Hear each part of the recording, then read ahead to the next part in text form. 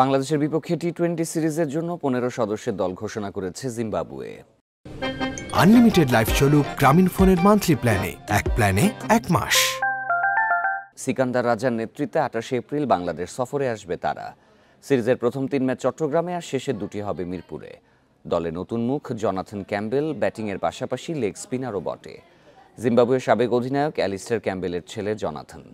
দলে ফেরার তালিকায় আছেন ফারাজ ও মুরুমানি। মুজারাবানি আর এনগারাভা পেস বোলিংয়ের নেতৃত্বে থাকবেন, আর ব্যাটিংয়ে অধিনায়কের পাশাপাশি Sean Williams, Ryan Burl, Craig এরভিনরা আছেন। এই সিরিজের পর টাইগাররা টি-20 বিশ্বকাপ খেলতে যুক্তরাষ্ট্রে রওনা হবে।